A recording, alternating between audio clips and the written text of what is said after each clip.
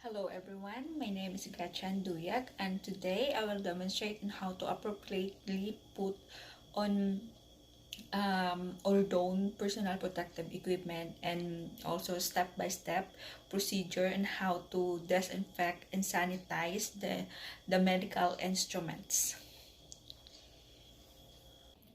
PPE or personal protective equipment refers to the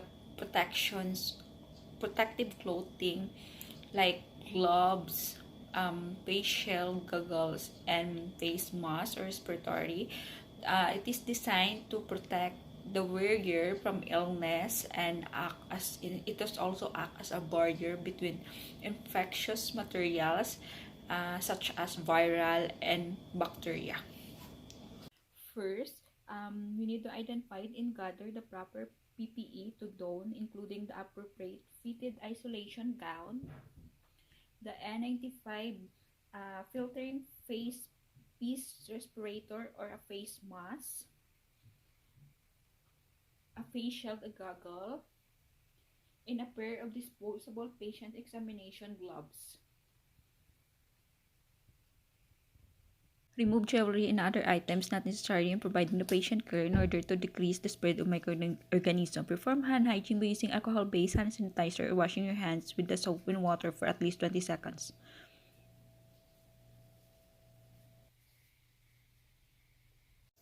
Hold the gown in front of the body and place arms through the sleeve. Tie the gown securely at the back of the neck and waist and pull the sleeves down securely to the wrists. This to protect the wearer from the spread of infections or illness and help prevent the gown wearer from transferring microorganisms. For PPE, have space and layout allowed for clear separation between clean and contaminated area. Separate the space into distinct area and establish a directional one-way flow of care moving from clean areas to the patient room and to the PPE removal.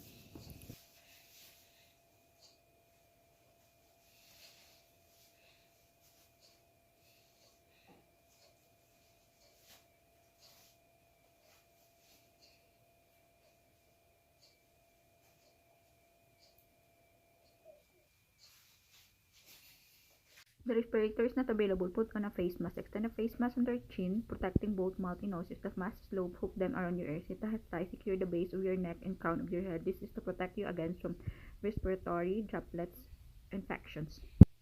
Next, face shield or goggle. These provide a barrier of protection to the facial area and related mucous membrane from airborne or droplets.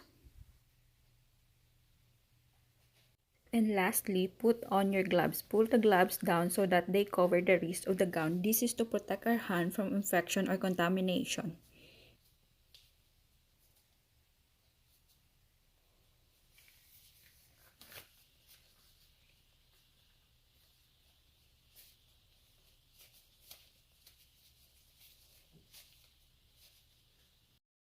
Next, I will perform the step-by-step procedure on sanitizing and disinfecting of instrument. Disinfecting and sanitizing are the basic component of the hospital infectious control activity. The principal goal of sanitizing and disinfecting is to reduce the spread of the microorganism in the device and remove the residue. All instrument has been utilized where the procedure should be put into the container of water or disinfectant or detergent to avoid further contamination and to loosen the debris of the equipment. Sharp object must be separated to other instrument. If the instrument must be carried from one place to another before sanitization, place it in a basin that has been labeled biohazard. Wear heavy-duty gloves, goggles, or face shield, and an apron to shield your body and eyes from splashing or from coming into contact with sharp object while sanitizing instrument. Use enzymatic cleaning solution. Scrub each instrument well under running water using detergent and brush with brittles. Enrich all surfaces including any edges to loosen any remaining debris in the instrument. Rinse each under hot water and place it on masking or disposable paper to drain. With the handle while Spread wide open. Do not place scrub and rinse instrument in the sink because it can cause contamination and can grab bacteria from the sink. Reusable brushes are recommended. Reusable cleaning brush must be sterile. Water will help remove all residue. Dry instrument with muslin or paper towel to avoid horizon and make sure that they are in good working order before you prepare them for sterilization. Move instrument to a clean area, disinfect counter space and sink. Sanitizing and disinfecting room must be in a central area by a trained staff with monitoring and QC parameter built into the process. Contaminated equipment must be cleaned and disinfected according to the defined procedure that are based on accepted standard and best practice. For using the detergent, check on the expiry date and the name of the solution and use the instrument by manufacturer.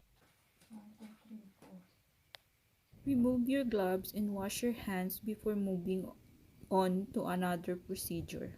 Zymatic cleaner, add 1 ounce per gallon of water, soak for 1 to 3 minutes, and then discard after use.